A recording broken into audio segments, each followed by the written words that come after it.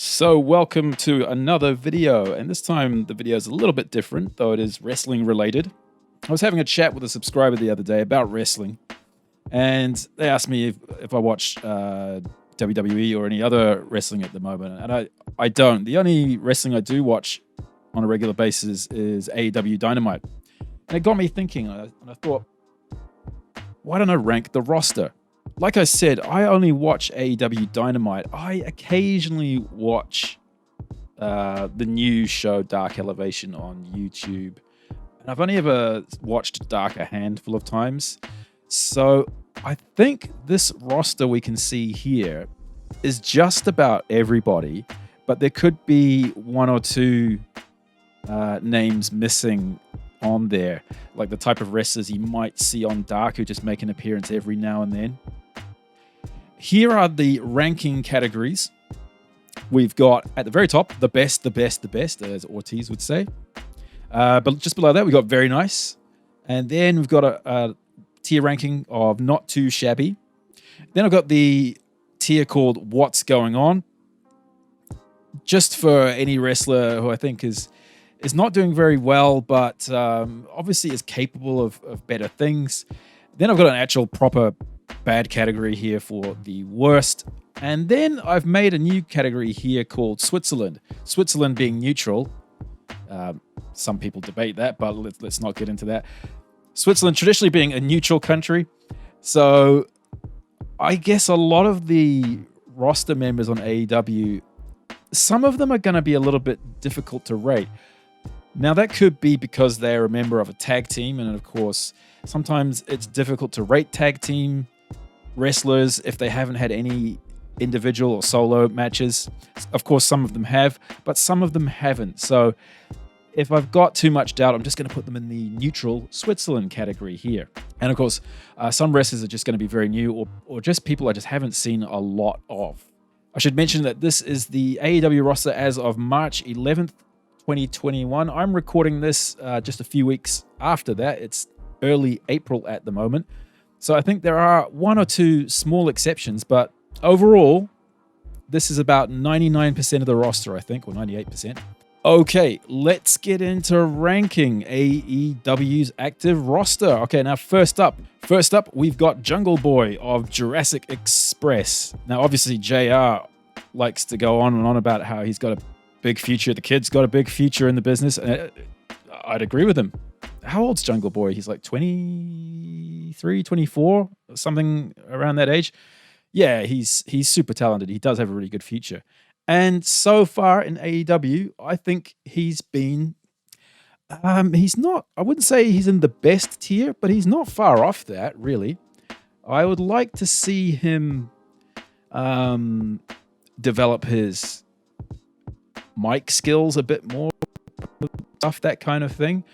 I would say he can go into the very nice, so the top of very nice. He's probably not too far off being the best. We'll see how he ranks in a year or two from now. Okay, next is QT Marshall. Now, this is interesting because as of the recent episode of Dynamite, they've actually done something interesting with QT Marshall.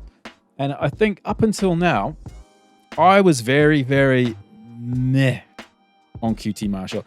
Not that he's not a good wrestler or anything. He clearly is, but they just haven't fleshed out an interesting character or angle for QT until now.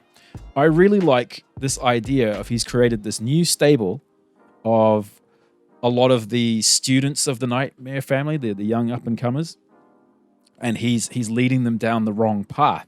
I think this is great, and it's breathed a little bit of fresh air into the character, which, like I said, up until now was very, to me at least, quite dull, not very well explained, and that's the whole Nightmare family stable and storyline in general. I don't know what they're supposed to be.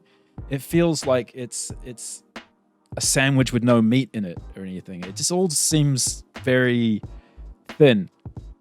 But again, as of last week's Dynamite, I like where they're going with it now with QT. So I am going to put QT I think maybe a couple of weeks ago, I would have said, what's going on? You could do a lot more with the guy.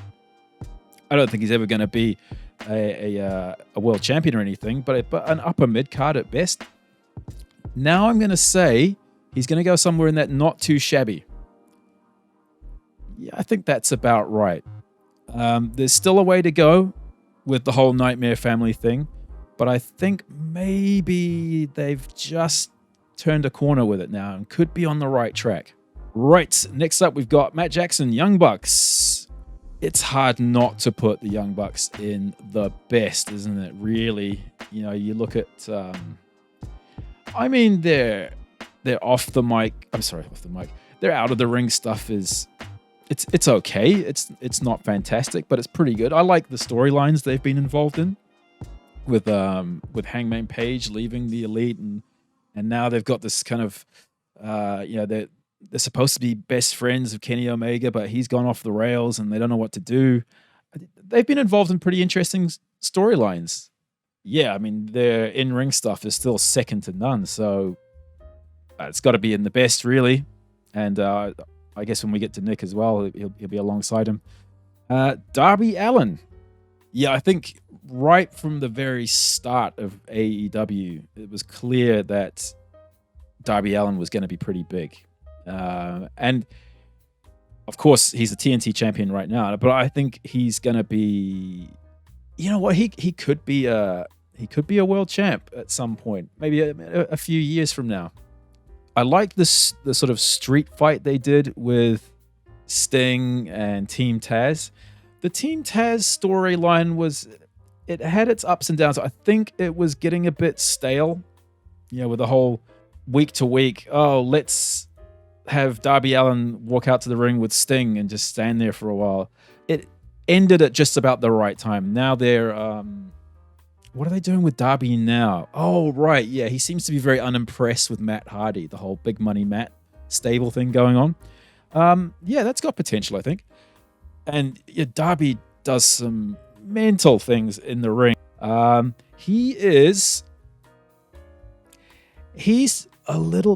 He ranks for me a little bit higher than Jungle Boy. I'm going to put him in the best for now. Just above Jungle Boy. And Jungle Boy is pretty close to the best in my eyes anyway. Right, Dustin Rhodes. Also another Nightmare Family member.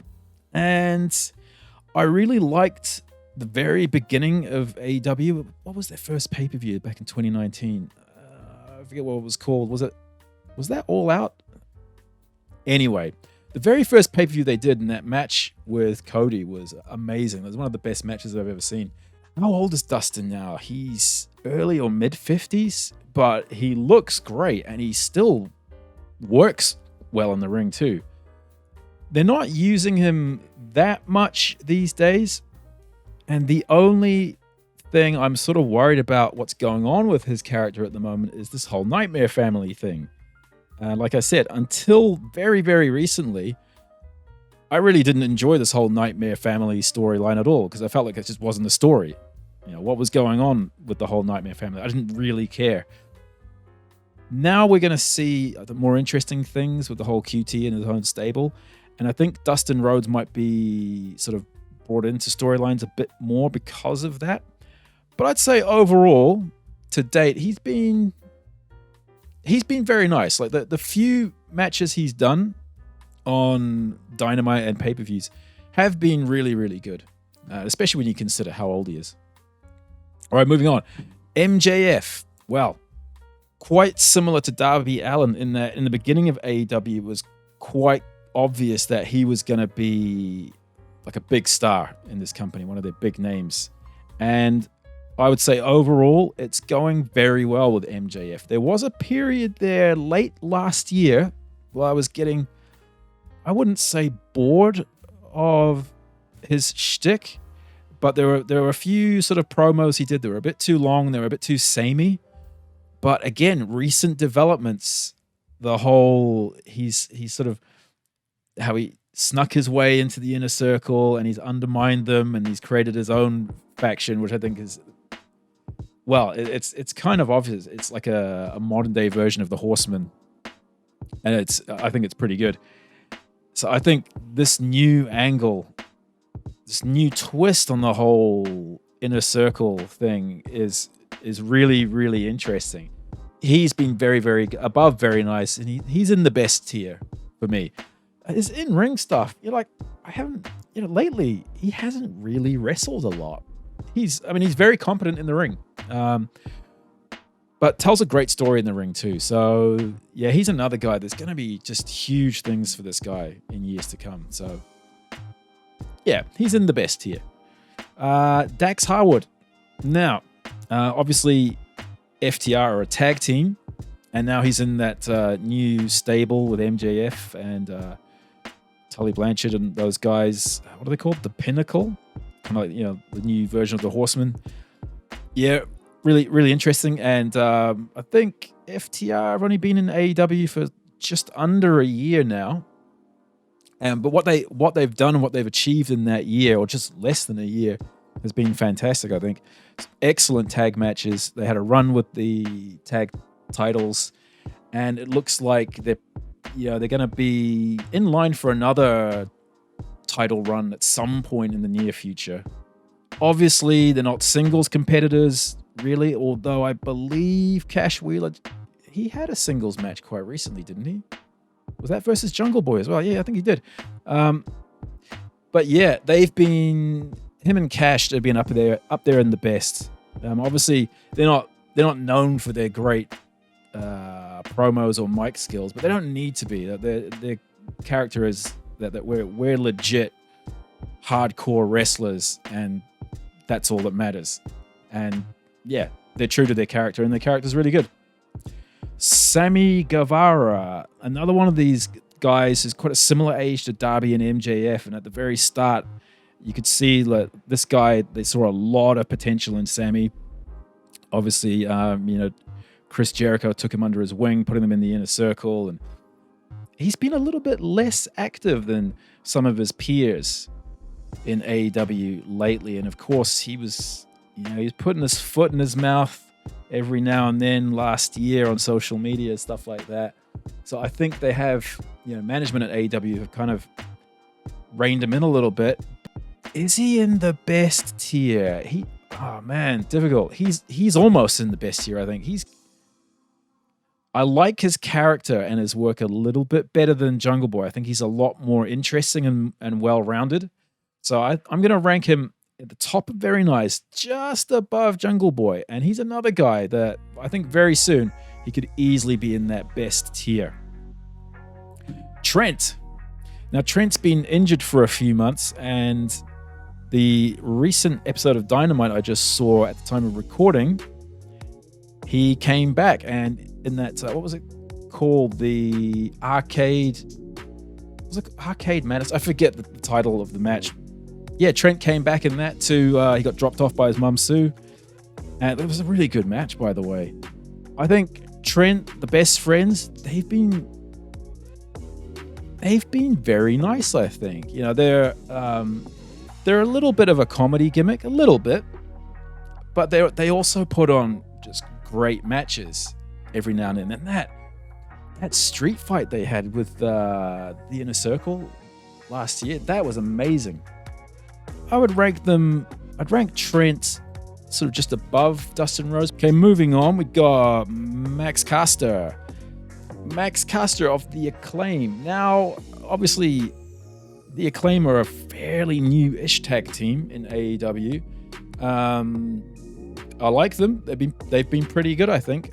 I don't think I've seen them in any singles matches. Like I said, I don't watch Dark that often, so I'm not sure if he has wrestled any singles matches or not. But going on his performance with The Acclaim, I'm going to say I've only seen them wrestle a handful of times or appear a few times. I'm going to say they're not too shabby. They're above QT, I think. They're not bad. Again, young guys, see a lot of potential in them as well. Colton Gunn, the Gunn Club. Now, here's a weird thing. Are the Gunn Club also part of the Nightmare family? Again, I don't know what is the story with the Nightmare family. What's their angle? What's their game? Who's in it? Who's not in it? Why are they in it? Whatever. But yeah, I saw something recently on Dynamite. It was like, are these guys with the Nightmare Family? The Gun Club, they're more of sort of dark wrestlers. I don't really know enough about them other than on Dynamite, they're always on the side of the... They're always at ringside. You know what? I honestly can't say much about Colton Gunn and the rest of the Gun Club. So for now, I'm putting them in Switzerland, neutral. I don't know what to say about them. Hikaru Shida. Okay, back to interesting characters.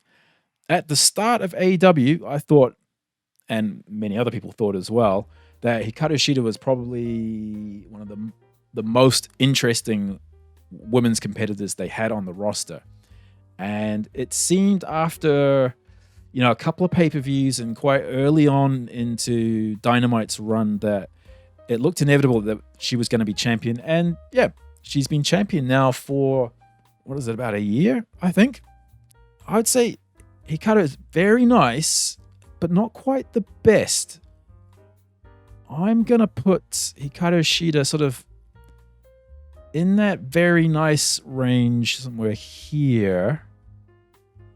And the reason why I don't think she's the best yet is because, well, it's not necessarily her fault that she doesn't speak English well. So, I mean, they can't do much with her in terms of promos. Although they've been trying to sort of make her storylines a bit more interesting recently. There's been a few in-ring things I've seen from her lately where I've sort of felt like it's getting a bit samey, and you kind of know what moves she's gonna do and what you could say that about all wrestlers really. But I think that's just a case of maybe they've kept the title on her for a little bit too long now, and there's really interesting things going on in AEW's women's roster. And I hate to say it, but I think now she's actually not the most interesting thing going on in the AEW women's division. She's kind of suffered from that. She was a big fish in a small pond to start off with, but that pond's gotten bigger and the fish have gotten bigger as well. Is that the right way to say it? Anyway, let's move on. Cody Rhodes. Now, another interesting one. Okay. As executive vice president of the company, obviously he's always got a massive say in his storylines and angles, gimmicks, and everything. And to date, he's been in mostly very, very high profile and important storylines. But I feel like towards the latter half of last year, it was all getting a bit stale. And I feel like this Nightmare Family thing, I'm not a big fan of it in general. I feel like no one knows what to do with that whole angle. And they've been trying to just sort of insert the Nightmare Family and Cody as the head of that Nightmare Family group or whatever. They've been trying to force that too much into the show. And it's just not that interesting. And this continued sort of angle of, oh my God, Cody's hurt. He can't continue, but oh no, he is actually going to continue. You saw it at Revolution. They did that whole grab the brass ring thing where they were, selling Cody's serious shoulder injury, and it looked like he was legit hurt in the middle of that match, and they pulled him away, and it looked like he was going to go out to the back and he was going to be out of the match, but he just sort of hung around by the entranceway and really took the focus of what was going on in that match. But our attention was just constantly being diverted to, is Cody going to come back or not? Is he okay? And I'm pretty sure I'm not the only one who says getting a little bit bored with Cody's character at the moment. It would be great if he could be a heel, I think. But obviously with this whole new angle with QT's new stable breaking away from the Nightmare Family, they're going to be the heels Because I think the way Cody's been behaving the last few months, it's more heelish. And he's actually been wrestling kind of like a heel a bit as well. That would be a better use of his character, I think, at the moment. I'm going to say it's tough. He's going in at the bottom of the best. I'm tempted to put him in the very nice thing as well. Again,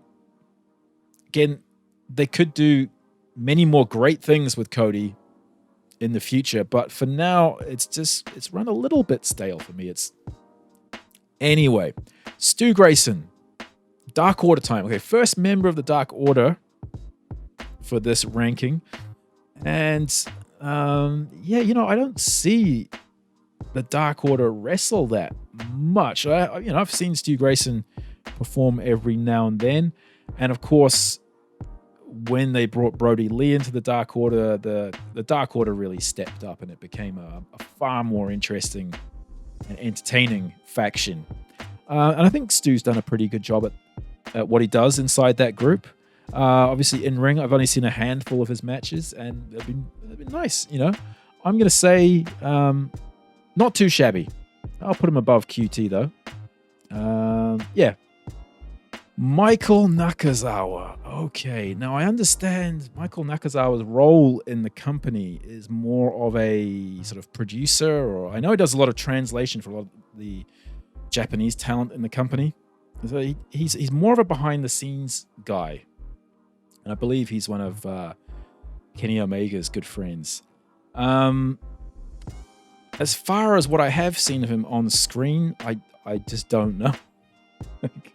I'm not sure what the point of him is, really. The whole creepy Speedo wearing, covering himself in baby oil. I think that it's funny using the baby oil to slip out of wrestling holds and whatnot. I mean, that's funny, but overall, the character's just a bit, it's just a bit weird and creepy. Occasionally, he'll be in a segment and it's quite funny. He's not the worst. I think it'd be too harsh to put him in the worst, but what's going on? What's going on with Michael? Paul White, well, he's pretty much just been hired as a announcer, more or less. I guess he might wrestle every now and then in the future. But he'll go and just like, well, we don't know, Switzerland. We don't know what's going on with him. Yuka Sakazaki, only seen her a couple of times perform for AEW, and of course, before the whole pandemic incident, she was, I wouldn't say she was getting a push, but she was featuring on Dynamite. Looked pretty good. I'm not the biggest fan of the Joshi wrestling style or scene, but I mean, from what I've seen of it, she could go. To be fair, I'll put her in the not too shabby bracket. Of course, Lucha Saurus. Okay, another Jurassic Express member. He's been in that sort of perpetual sort of mid-card for AEW since they started. And the nature of his gimmick, it's always going to be, on the comedic side. I don't know if I can see him as a champion, really. Because outside of the whole Jurassic Express and his sort of Jungle Boy partnership, the whole boy and his dinosaur thing, it's hard to imagine too much else outside of that for him, really. But man, what he can do in the ring is really impressive for a guy his size. Is it very nice, or is it not too shabby? I'm going to put him at the top of not too shabby. I'm tempted to put him in the very nice, but like I said, there's not... I don't think there's that much you can do with the gimmick. It certainly isn't bad, but it's just the type of gimmick where you can't push it that high. It's going to be interesting to see what happens if one day Jurassic Express breaks up. I can't see that happening, to be honest. Not for a long time, at least. Chris Jericho, Le Champion. So, right. He's the best. Really, up until now, there's no one better, in my opinion. I've always been a big Chris Jericho fan. I love the whole, what would you call it? The sort of aging rock star dad bod gimmick he's got going. And it looks like he's, now that the Inner Circle are the victims of MJF's new faction, that they're going to be a face group from now, because they've had a good run as heels, and that was really cool. That was really funny. It still looks really interesting what they've got in store for Chris Jericho and the Inner Circle from here on in. Yeah, in ring, he's not what he was, obviously, at his age, and he's tacked on a lot of mass, so he's not as mobile as he used to be, but he can still go. And one of the things that was really impressive was last year when they put him in commentary a lot, when they were struggling to scramble together a commentary team for those taped shows last year. He's really, really entertaining. Well, we always know he's really, really entertaining. He's Chris Jericho, but he's really entertaining as a commentator as well. He's the best. What can I say? Anna Jay. Like what I've seen so far, she's fairly new. I think she joined the company last year, and they've put her in the Dark Order since. I've only seen her wrestle a handful of times, but I like what I've seen. I think I can kind of see she's still pretty young. I can kind of tell they're kind of banking on her a little bit. They're going to invest some time and management. I think with a bit more time in the roster, she's going to climb the ranks, I think. So far, yeah, not too shabby. Chris Statlander, who again just made her return from a long injury on Dynamite just last week at the time of recording. And she was one I could see, in the early days of AEW, could see, like big things for her. She can really go in the ring. The alien gimmick she had, or maybe she still has, it's like, okay, it's okay. I'm not massively over on it, and I don't hate it. So she's another one. It's not too shabby, I think. Well, I think she rates a little bit higher than these guys, though. I think I'm putting her at the top of not too shabby, because I can see some big things for her soon, I think. Okay, Angelico. Now, lately I have seen him do some singles matches, and he's a great wrestler. Never heard him talk that much. Now he's from South Africa, isn't it? So that's interesting. I like the hybrid too. I like them as a team. I wish they'd be featured a little bit more. I can certainly see Angelico doing some good things as a singles competitor. He could get to the upper mid card one day. At the moment, he's sort of he's lower mid card. He's been not too shabby. I'm gonna put him above QT though, just because I think his in-ring work is a lot better. So now we're getting on to private party members and Isaiah Cassidy. Have Private Party done any singles matches? I really don't know. But early on at the start of AEW, they beat the Young Bucks. That was a huge surprise. So obviously, the Young Bucks and the rest of the company, they see a lot of potential in these guys. I agree. Yeah, they're a very talented tag team, both guys. And I like what they've been doing with Matt Hardy's stable recently. I'm going to say both him and Mark Quinn, they're in that very nice bracket, I'd have to say. Anthony Bowens, also of the Acclaim. And what can I say, really? It's exactly the same as Max Caster, really. I've only seen them wrestle as a tag team. I like what I've seen so far, but I haven't seen a huge amount. So I'm going to put him right next to Max Caster there. Brandy Rhodes. Now, of course, she's off for maternity leave. And you know what? I think that's a good thing, because I know she can wrestle, but even back in WWE, she wasn't really very active on the roster as a wrestler. She's pretty limited in the ring. Yeah, I don't really rate her as a on-screen character. And again, that whole what was her group that got pulled from storylines called? It was Nightmare Collective or it was Nightmare Collective, and it was weird.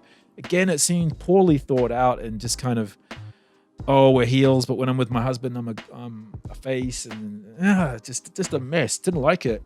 I don't dislike Brandy Rhodes, but I don't really know what's going on with her, and I think it's kind of for the best that she's not on TV really.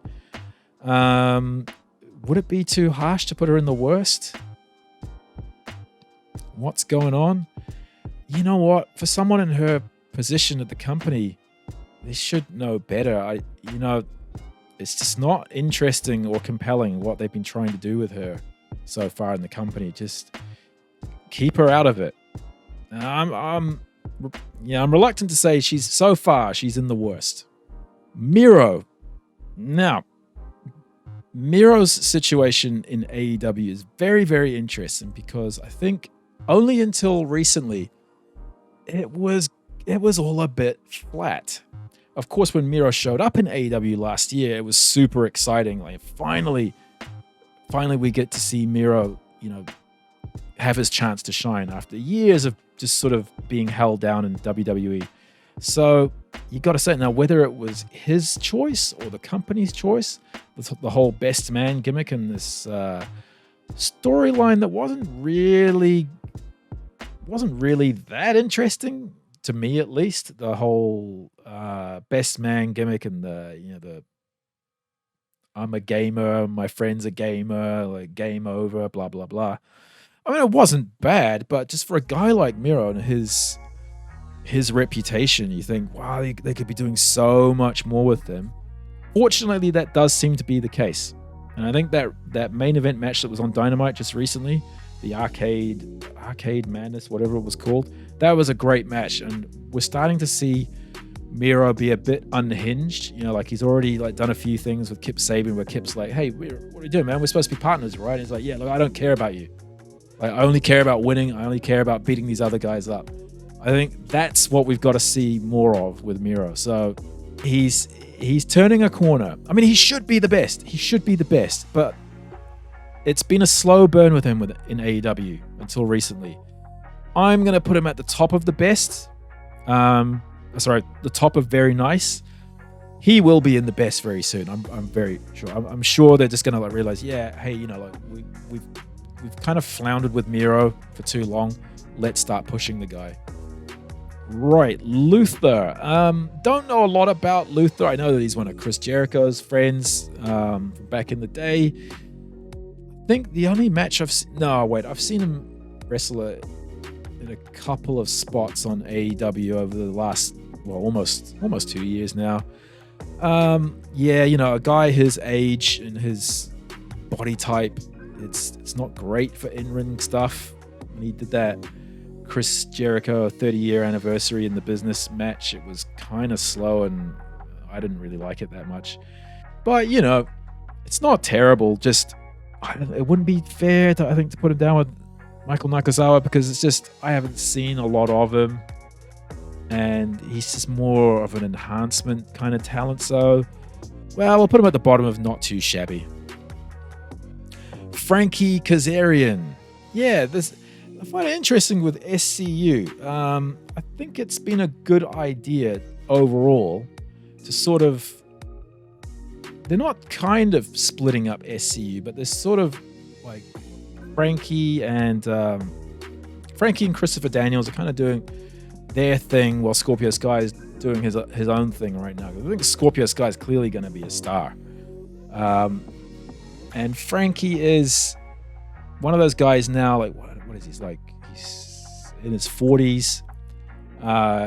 Still a great wrestler, worker in the ring, can still go. And he's more of an enhancement guy. We just saw Christian have his first match against him.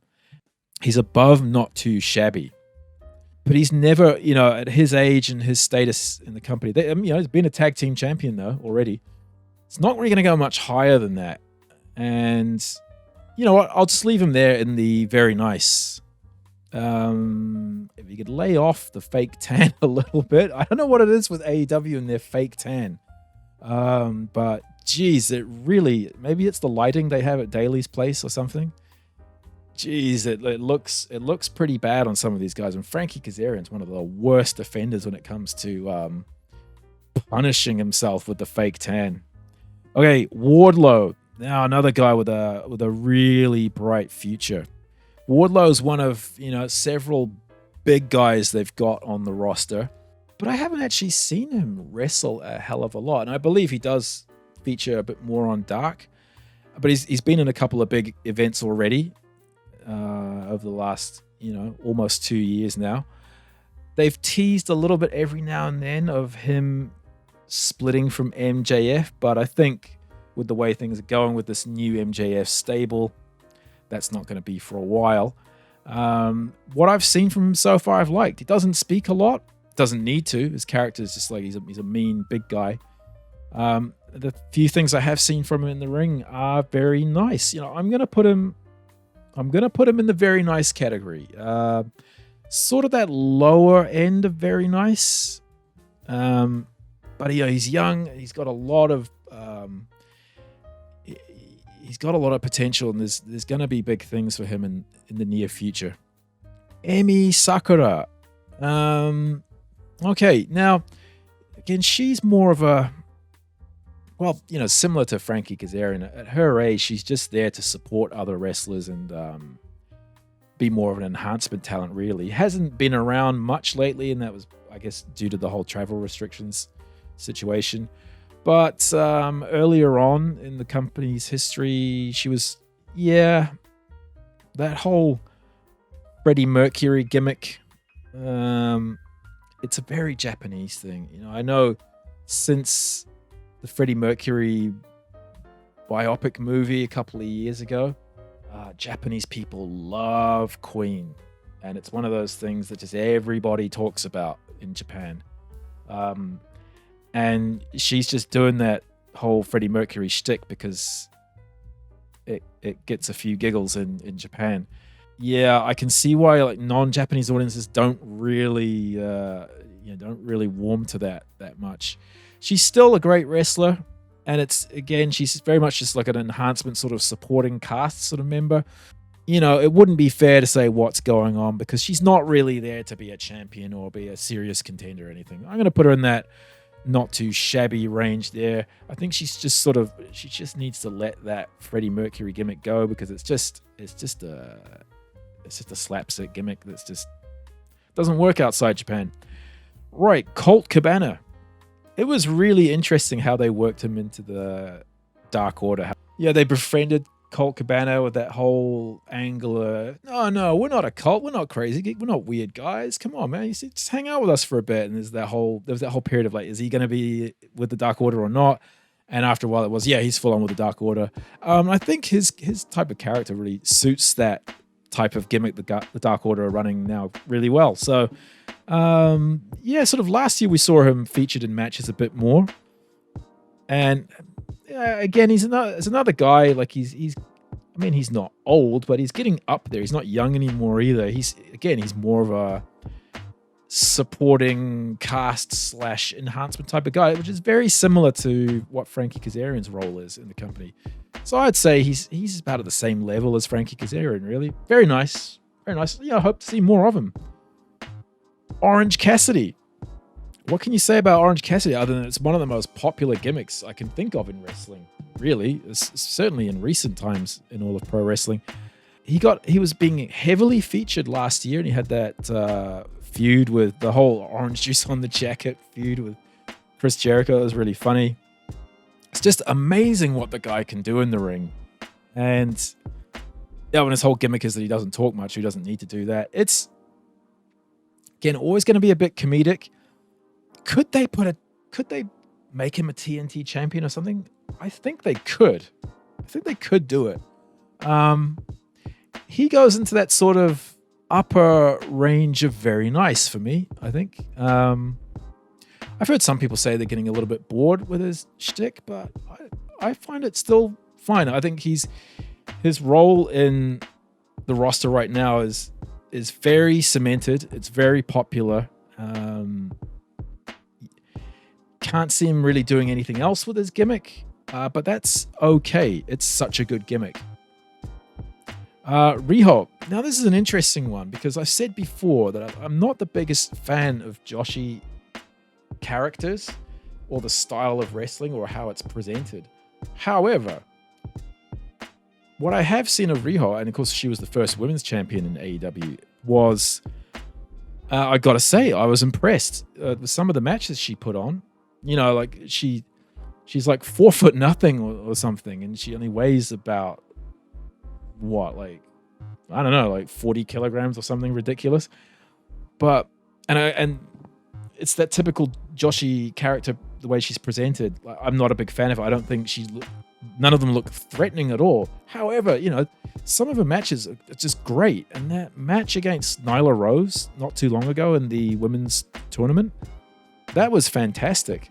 Whether or not they're going to use her much more in the women's division going forward, I'm not so sure, because as I mentioned before, early on in AEW's women's division, it's not been great. I'm not sure if Riho as the champion was the best idea as the first ever champion. It wasn't bad, and I think it was right of them to they put it on Nyla for a short while, and then they put it on Hikaru. And I think that was the right thing to do, but there's just way more interesting things going on with the women's division now. And she's in a similar sort of position as Hikaru, really. I've been pleasantly surprised by her. She's, you know, I say again, not a Joshi fan, but I've been impressed with what I've seen from her. She's next to Hikaru, really. Very nice. Very nice. Sting. Now, for a guy who's, what is he? He's like 62, 63 now. For a guy his age, he's in tremendous shape and condition. Of course, when he showed up in AEW, it was a huge deal, and then everyone was saying, like, what are they going to do with him? Because the guy's, you know, he's in his 60s now, and he had that whole thing about 5 or 6 years ago in WWE where, you know, he really messed up his neck, and it looked really dodgy for a second there.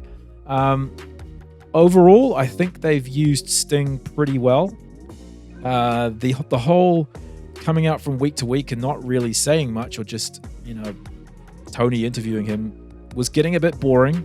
But that seems to be going in an interesting direction now that, you know, Lance Archer and Jake the Snake have come out and started giving Sting a bit of stick, like taking up time that somebody like Lance Archer should be having. So I think that's pretty cool. And I thought that whole cinematic match they did at Revolution, that was pretty good. That was really well done. So Sting, he's got to be in the best still. You know, I think obviously he's not going to be an active wrestler, but he's a massive name, and they've still used him appropriately, I think. So he still deserves to be up there in the best, I think. Lee Johnson. I know he wasn't he Nightmare Family? And that whole angle with him was that recently he had his first ever win. Other than that, I really don't know much about him. Is he going in that new stable with QT? I can't remember. I have to look that up. But now Lee Johnson will go in the neutral Switzerland tier because, yeah, I've only ever seen him wrestle once. Next up is Tay Conte, and until very recently, she was another one who I thought, well, she's sort of in that middle card of lower to middle card of the women's division. Don't know that much about her. She seemed fairly new. But they put her over big time on Dynamite recently. And she's a really great wrestler. And I think they're going to really push her as a serious contender quite soon. So far I've been impressed from what I've seen from her, the little amount of work I have seen from her. She's above Not Too Shabby, I think. would it be fair to put her above Chris Statlander? I don't think it would be fair to put her above Chris Statlander right now, but she's on the heels. And it's only because Chris Statlander has been away injured for so long. But I think she's becoming a bit of a breakout on AEW's roster. And I'm expecting there's going to be pretty big things for her this year, actually. Right, continuing with the women's division, and that is Brit Baker. Now, early on, they had Brit Baker as a face, and at the time, her character was sort of a good representation of where the women's division was going early on in the history of AEW, in that they hadn't really thought too much of her character beyond, like, well, she's a really smart woman, she's a dentist, she's medically trained, blah, blah, blah. So you should like her. And then they, to their credit, they quickly saw that wasn't working, and they turned her into this uppity heel who just thinks she's better than everybody. And she does it so well. Unfortunately, she got injured for most of last year. But when she did come back earlier this year, it's been great. She was in a fantastic match with Thunder Rosa just recently. I think that's got to be a match of the year contender. She plays that whole character so well. She's really entertaining and great in the ring too. For me, she is the best. She's the best of the women's division, and she's more interesting for me than Cody or even Dax of FTR. So she's up there in the best.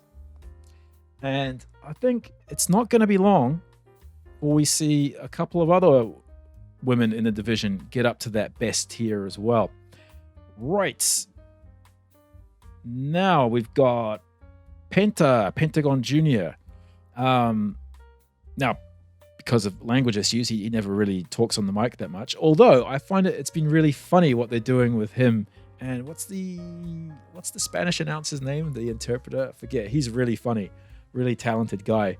It's been pretty cool what they're doing with him. And what can you say about Penta's in-ring work? It's just amazing. It's some of the best wrestling I've ever seen, actually. And so for that, it doesn't seem right to put him above Miro. But they've used... I think Miro's situation is he's going to be up in the best very soon. They just haven't used him as well as they could have up until now. With someone like Penta, they've been using him pretty much perfectly. And his just wrestling is just elite tier. So, yeah, he's up in the best for me. He's more interesting than Cody, I think. Even though he doesn't really speak much. Yeah, great character, great wrestler. Jade Cargill. Now, this is one of the women I was talking about who is very soon, I think, going to be a big star. Could be up in the best tier very soon. We haven't seen a lot of her. She's only wrestled a couple of times so far. What I've seen from her in-ring stuff, I mean, it's been pretty good. But I think the character, the gimmick, the look, everything, I mean, she looks like $1 million. And I think her sort of her gimmick right now is that she's just a bully. She's arrogant. It suits her very well. She's doing a really good job on it. I think she's started off in the very nice tier, and I have to say, I find her character and gimmick a lot more interesting than the current champ Hikaru Shida. I'm afraid to say, probably more interesting than Jungle Boy for me as well. So she's gonna go quite high up in the very nice category. Serena Deeb. Now, this is another member of the women's division that I think is gonna be, should be a big star. She's so good in the ring. And what was that match very recently? That was it Serena Deeb versus Thunder Rosa? I think it was versus Thunder Rosa. It seems like you put anyone in there with Thunder Rosa and it's going to be a great match, almost. Yeah, Serena Deeb and Thunder Rosa. That was an amazing match. I just wish they would use Serena Deeb more. I think she is now officially... Well, she's on this roster. Yeah, so she is now officially hired with AEW. They should be using her more. She's so good in the ring. Yeah, she looks great. She's super athletic. And she can just do amazing things in the ring. I think she's going to be up in that best tier very soon. If they use her right, she will be. She's next to Jade Cargill, I think. Very nice. Very nice. The upper tier of very nice. Big Swole. Again, another women's division character. I think... I like Big Swole. I just haven't seen anything really amazing from her. You know, I know she's been injured as well, so that's always difficult to build any momentum with an injury hampering your progress. Where am I gonna put Big Swole?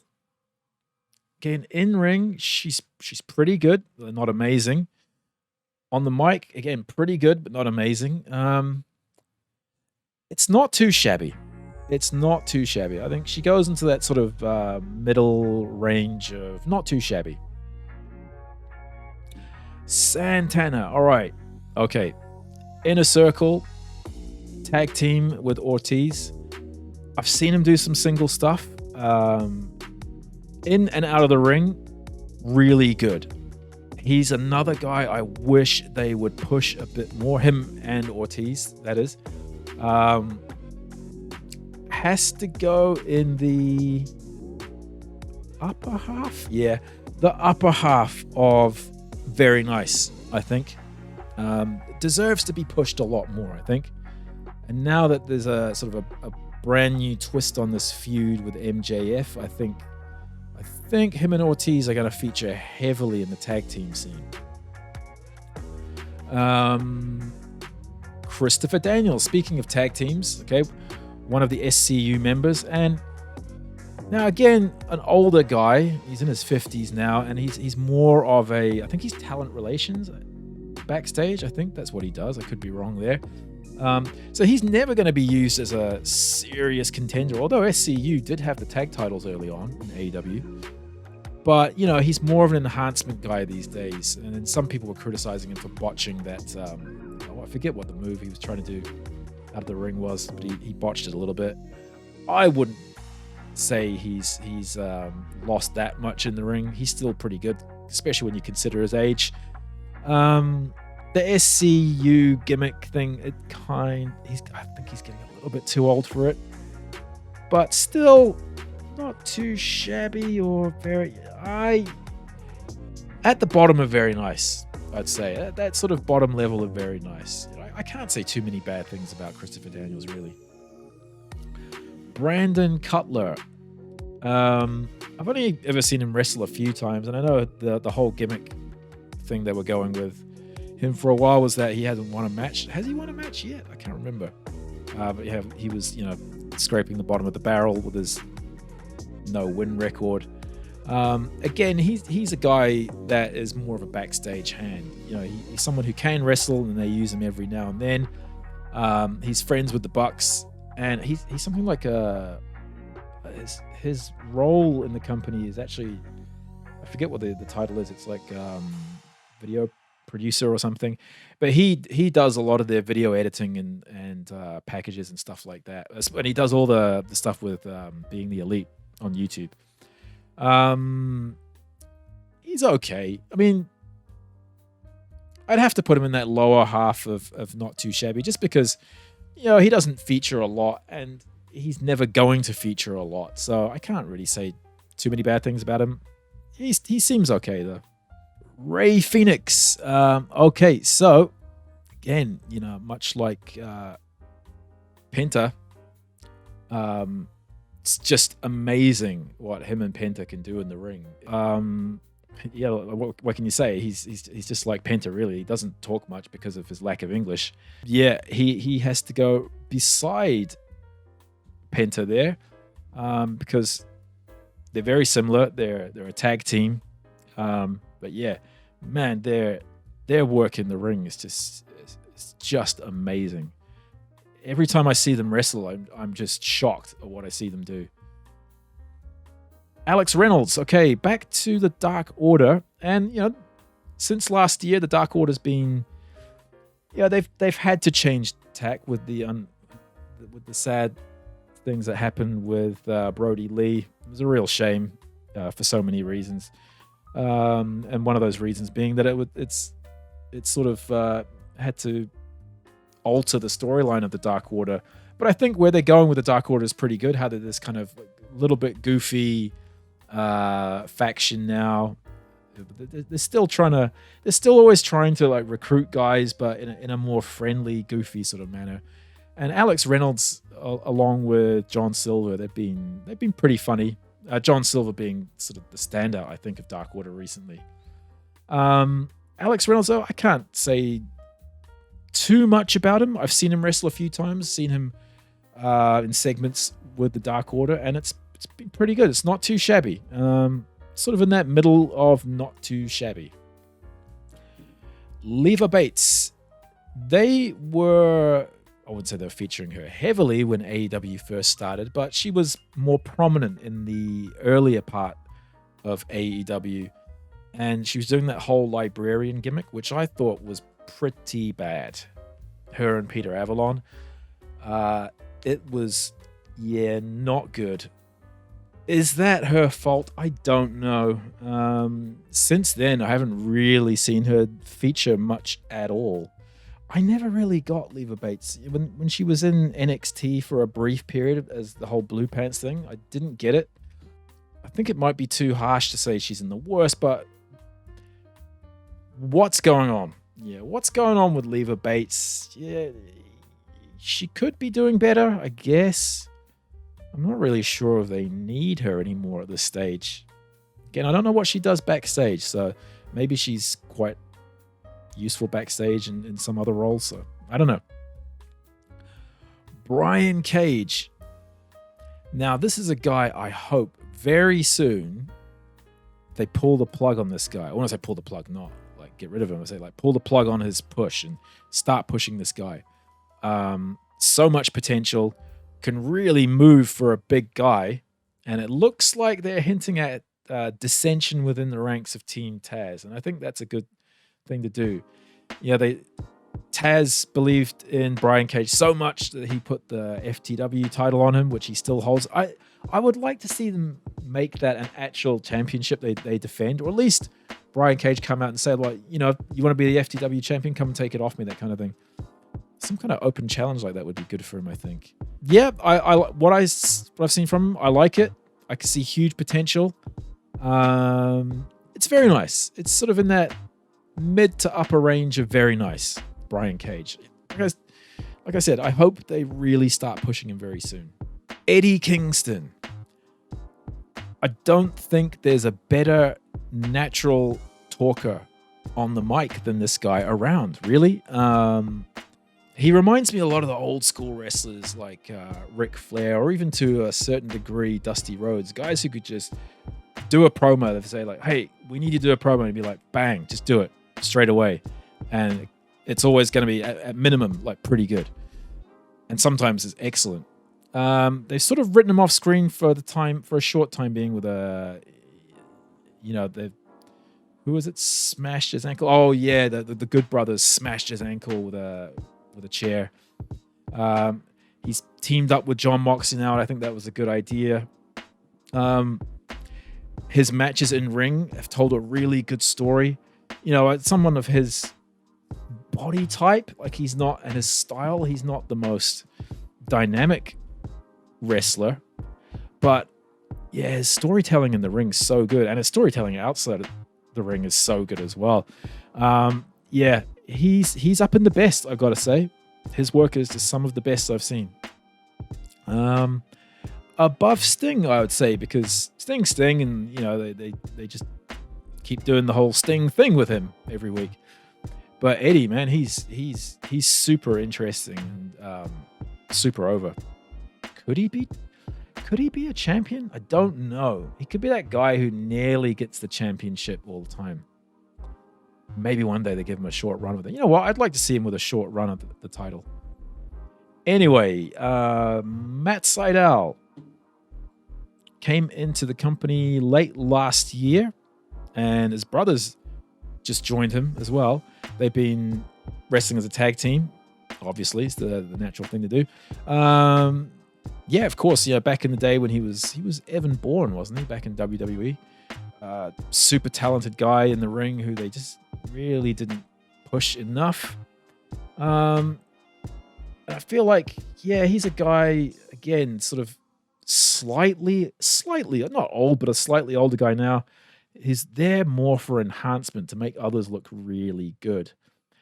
I've only seen him wrestle a handful of times. I did see him wrestle on Dark Elevation, the first episode of Dark Elevation. Yep, great stuff. It's not too shabby. Jake Hager, what a transformation he's had coming out of the when he got, was he? Yeah, he was let go by the WWE years ago, wasn't he? The whole Jack Swagger character, really. You always thought when he got released by WWE, you thought, well, that's probably for the best, really. Not a very interesting character. He seems a bit timid on the mic. As we all know, he's got a great, actual proper amateur wrestling background, and he's a very talented amateur wrestler. And he's been in MMA as well, and he's pretty good at that too. Since he's joined AEW, they've used him perfectly, putting him in the inner circle, just being like the enforcer of the inner circle. Doesn't have to talk much. I like how he dresses like a dad, but he's still a big menacing guy. It's been great, and the few times he does get to speak, it's been perfect. The lines he's had to say and the way he's had to say it, it's been really well done. Is he in the best tier? I don't know. It's been very nice. It's been at the top of very nice, I'd say. He's not quite in the best yet, and I don't think they'll ever put the championship on him, but he knows his role inside AEW right now really well, and he seems to really, really enjoy what he's doing there, and you can tell, because it really works, I think. All right, Pac. Now, I remember when AEW was first going to start, and there was all this talk of Pac was going to have the first, I think, championship. Maybe it was the first championship match or something with Hangman Page, and then something happened with Pac and contract deals or something, and he didn't come, and then it looked like for a while that he wasn't going to join AEW, and then thankfully he did. Yeah, because Pac is great. And it's just a shame that he couldn't travel to the USA very much at all last year, but now he's back, and it's great stuff.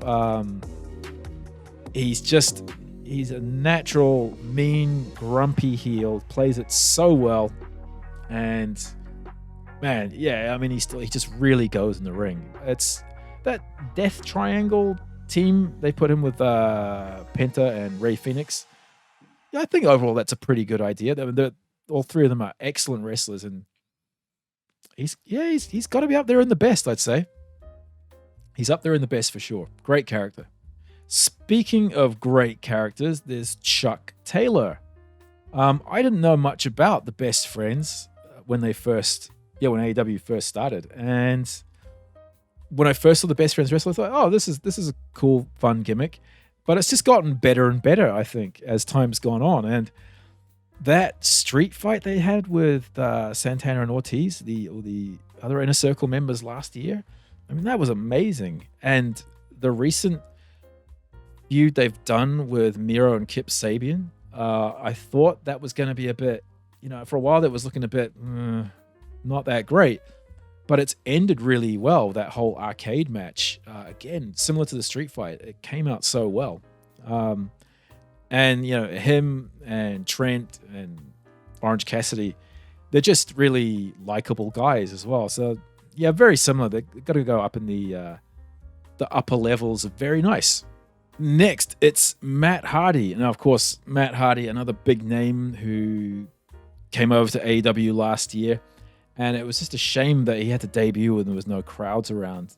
And he debuted as the whole broken mat thing, which was great. And they didn't use the broken mat gimmick for very long, which it's probably been a good thing. The feud that they were trying to get going with Sami Guevara, I think, was, I don't know, I'm not sure if it was the right type of feud to do. And fortunately, they sort of knocked it on its head. Well, because Matt got knocked on his head, and that was scary stuff. That was not a bright point in AEW's short history. But since then, he's come back. He's okay, and I quite like this big money Matt gimmick they've been going with again. I know it's the big money Matt gimmick is quite old. It's another one of Matt's personas. You know what? He's definitely, it's Matt Hardy, and he's definitely still more interesting than guys like Cody or he's in the best. He's what can I say? Matt Hardy is just one of the best, most creative wrestlers of the modern era, really. And not just a sidekick to her husband, Kip Sabian. If they could just get her to start doing her own thing again, it would be great, I think. For that reason, she has to go in that sort of middle of not too shabby. Yeah, not too shabby. You know what? A little bit lower down than not too shabby, purely because they just haven't used her as a singles competitor as much as they really should be, in my opinion. Okay, Austin Gunn. Like his brother Colton, don't see them do very much, really. So I'm putting them in the neutral Switzerland tier. The Butcher. When I first saw the Butcher and the Blade, I thought, man, the Butcher has got a fantastic look. He looks legit. And man, as a tag team, they're one of my favorite tag teams, just purely for their look. It's such a good look. Yeah. Have they done singles matches? I think they have. But just as a team alone, and where they could, what the potential they have, it's been very nice, I think. They go in that sort of mid to lower very nice level for me. Kip Sabian. Now, early on in Kip Sabian's days in AEW, I wasn't very big on the guy. I just thought what they were doing with his character was just very generic. He is generic bad guy because he is bad guy. And that really wasn't very interesting. It's gotten a little bit better with Miro and the Best Man thing. I am a little bit worried what's going to happen with him when they do, and they seem to be going that direction now, pulling Miro away from that group. I'm not sure if Kip Sabian's still a strong enough character to stand on his own very well, but he's improved. He's been not too shabby. Let's put it that way. Yeah, he sort of falls into that middle of not too shabby. A year ago, I would have said, like, what's going on? Just because he's clearly a very talented wrestler, but the character just wasn't very interesting. It's improved a bit over the last year. Ortiz. Okay. Along with Santana. Great stuff. Didn't know much about them before AEW, but I really like what I've seen from them. Of course, they're Inner Circle members. I think Ortiz was the whole, the best thing. He's really quirky and really interesting. Probably the more entertaining or interesting of the two, whereas Santana's probably the better wrestler, the more well-rounded type of wrestler, whereas Ortiz still a good wrestler but just a more interesting, quirky character. Along with Santana there, he's up there in the very nice. Sonny Kiss. Haven't seen a lot of Sonny Kiss recently. What I did see of Sonny Kiss last year, it was very good. That was pretty interesting. They teamed him up with Joey Janela. I'd like to see a lot more of that. I think the two work really well together. I can't say a heck of a lot about Sonny Kiss because I haven't seen Sonny Kiss wrestle a lot recently. What I have seen's been okay. So, again, they're going, let's put them in the middle there of the not too shabby. Mel. I'm having a hard time. So, is Mel still on the roster? She was part of that sort of ill-fated Nightmare Collective thing with Brandy. And she wanted to join the group, and to show her commitment to joining the group, she agreed to shave all her hair off. And then that was the end of the whole gimmick. And since then, I have not seen Mel at all. So I don't think I ever saw her wrestle. And I'm quite surprised to see her still on the roster here. So, geez. Well, she has to go in the neutral. I just don't know anything about her other than that. So, yeah, she hasn't done anything bad, per se. Moxley. I think his run as the champion was great. I was a little bit worried about where they go with Mox after his championship run, but it's been really good. I think he's reached that level now where he transcends the title. He's always gonna be up in the best. Ton of charisma, like really good swagger, and his brawling style in the ring. The whole package just works really well. And yeah, even though he's not champion anymore, he still works as like possibly. Is he bigger than Jericho? I don't know. It's hard to say. I'd say they're on even pegging right now. Abaddon. I think the character, the gimmick of Abaddon is really, really good. I'd like to see a lot more of it. I've only seen Abaddon wrestle a couple of times, but it's the type of character is a breath of fresh air. It's not, it's never going to be I don't think she's ever going to be a champion, but if they use her a bit more, it could be really cool, I think. It's got to be in the upper levels of not too shabby, just because I haven't really used her a lot lately. I believe she's wrestling on Dark a lot more, so that's a good thing for her. But yeah, I'd like to see her a bit more on Dynamite. Really entertaining. John Silver, one of the breakouts of the Dark Order. I think he really emerged as the quirky, often putting his foot in it type of sidekick to Brody Lee in the Dark Order. And of course, now that Brody Lee's no longer with us, John Silver's just kept running with the ball. He is the standout guy of the Dark Order by far.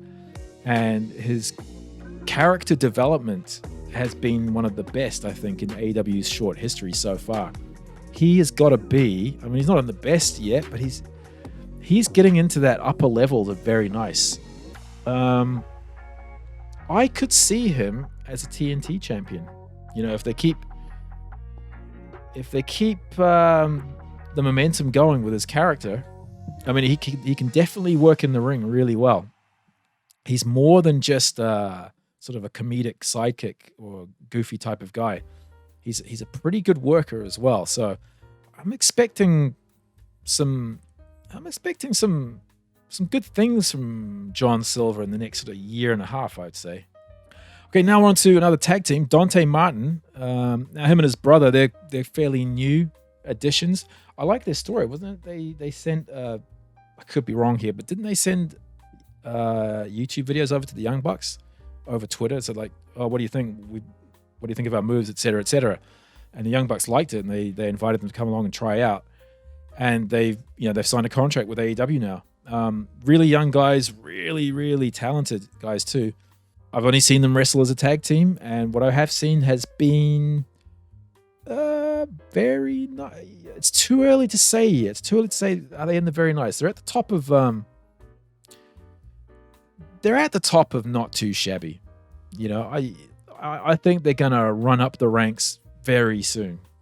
Powerhouse Hobbs, a member of Team Taz, and again, he was a kind of generic low mid card guy before he joined Team Taz, and I think it's been a good thing, for both him and Team Taz, really.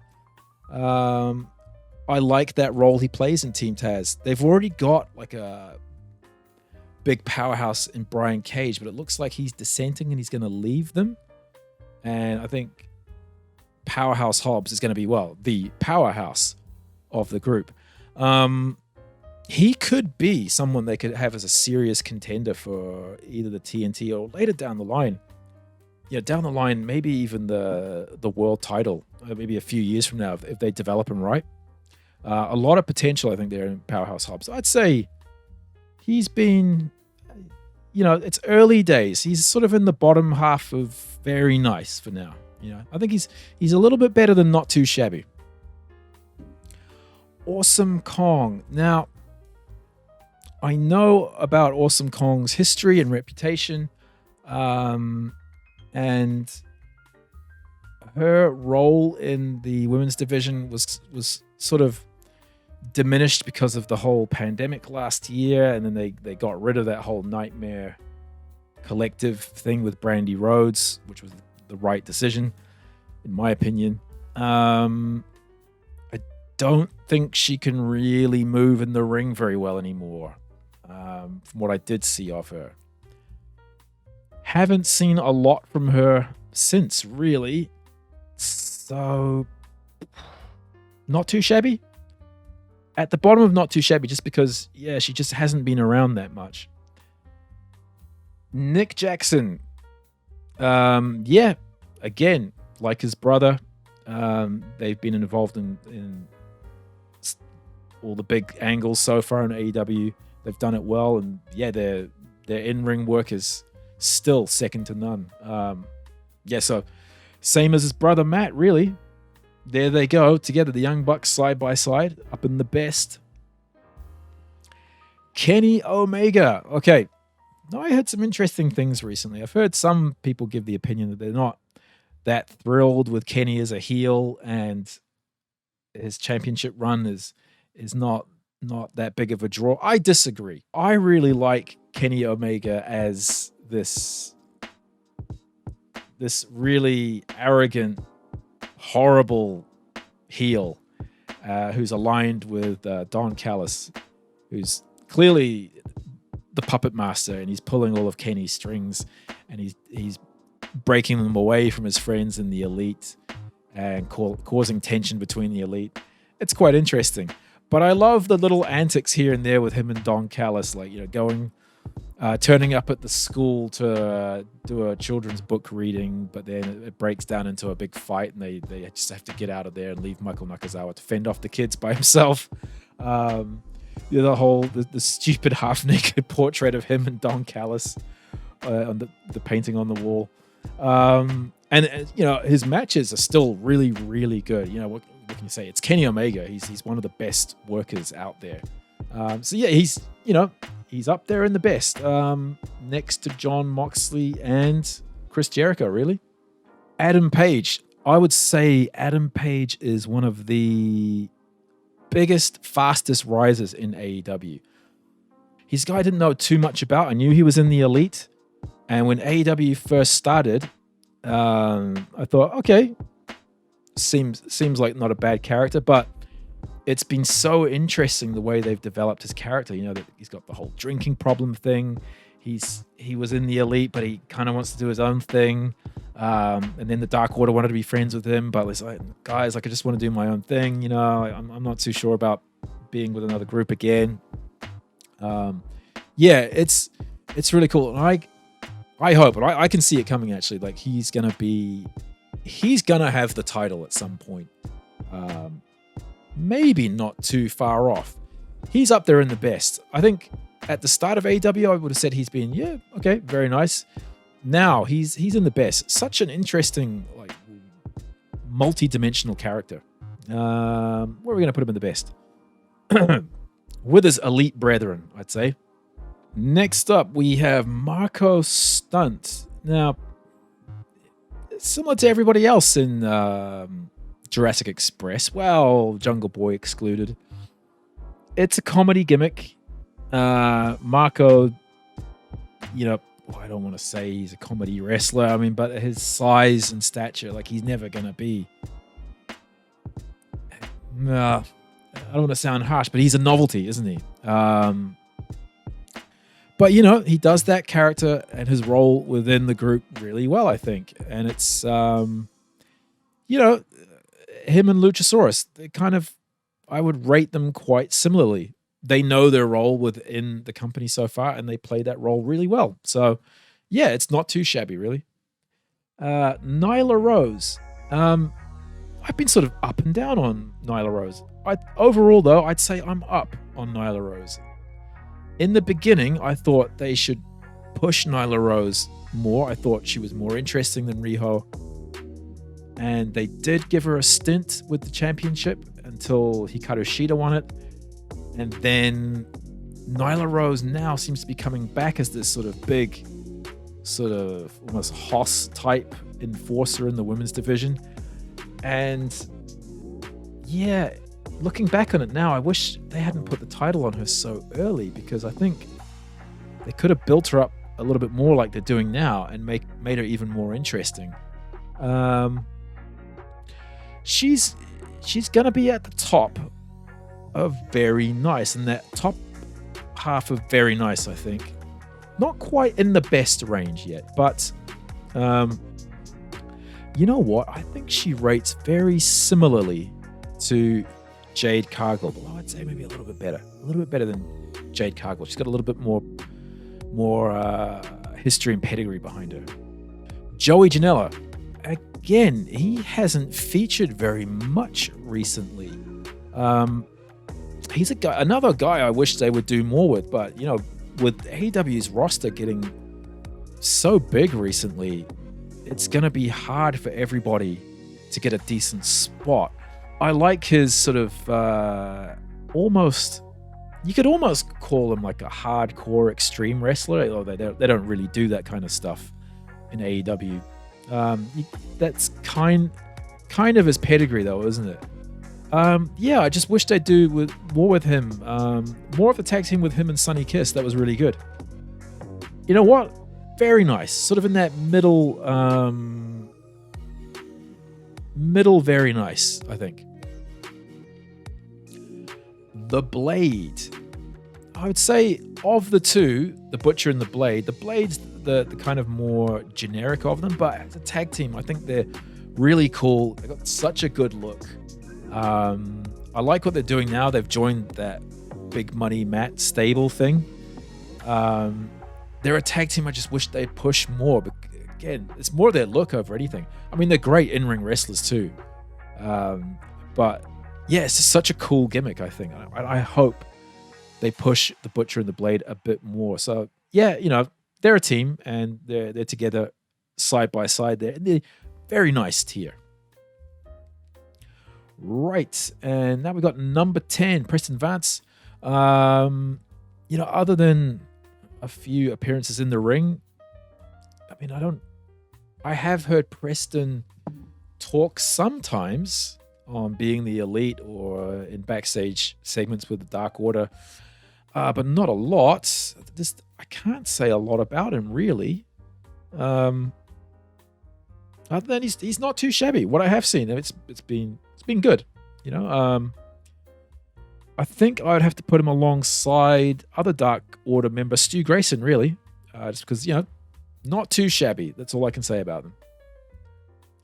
Scorpio Sky. Now they're doing an interesting thing with Scorpio Sky. Now he's sort of split from SCU, and it looked like they were going to have him do his own thing. And he's a guy who really should be in the championship picture, in my opinion.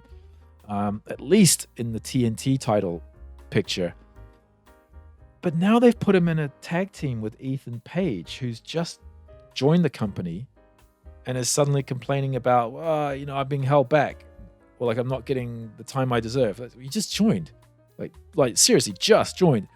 And they paired him up with Scorpio Sky, which, I don't know. I mean, it could be good. It could be a really good team, but I don't think Scorpio should be in another tag team, really. I think he really should be in that TNT or, you know, who knows, even the world title scene. Scorpio, I think he had some injuries last year, didn't he? Which is why we didn't see him wrestle that much. But yeah, he's such a great in-ring wrestler, and I think he's up there in the upper levels of very nice. If they use him a bit more, he's going to go into that best tier pretty soon, I think. Peter Avalon. He seems to have dropped he's dropped the librarian gimmick. And is he tagging with Cesar Benoni? I can't remember. I don't think. I want to say I saw him in a match tagging with Cesar Benoni. Again, he's more of a gimmicky comedy type of guy. He's okay. I think when they got him away from that whole librarian gimmick, that's better for him. He's kind of in that not too shabby range, really, that lower end of not too shabby. Jack Evans. Now, this is interesting because before I said I like the Hybrid 2 tag team. But I think Angelico is the more promising of the two. Jack Evans is, according to Wikipedia, Jack Evans is 39.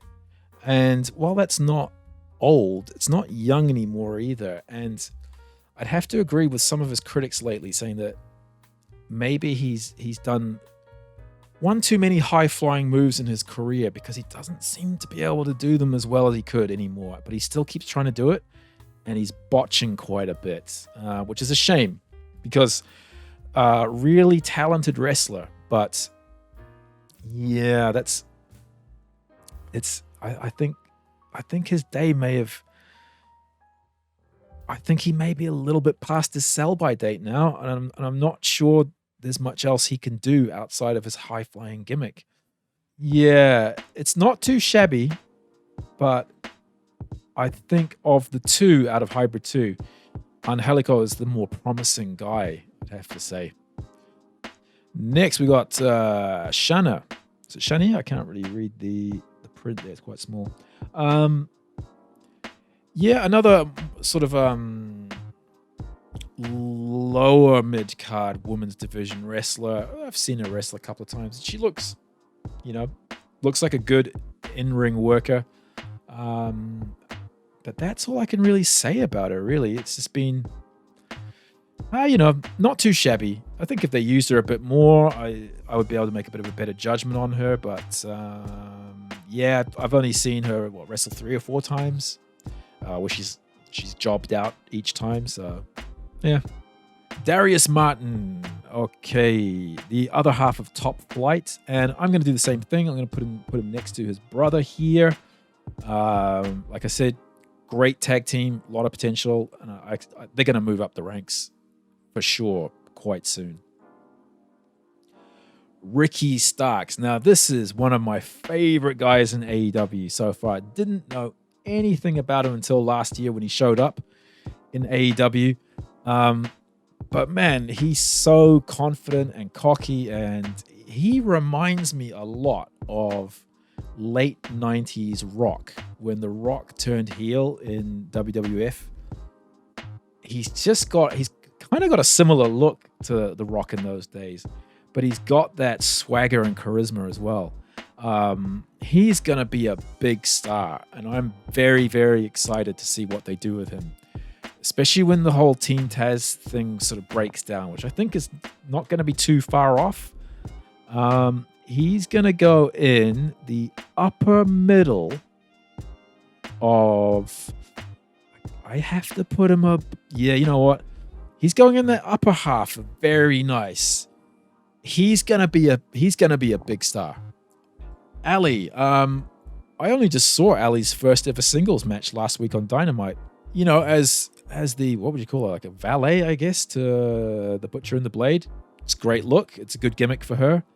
There was that time she was hanging around QT Marshall. Like, apparently she was his girlfriend, and the Butcher and the Blade weren't around for some reason.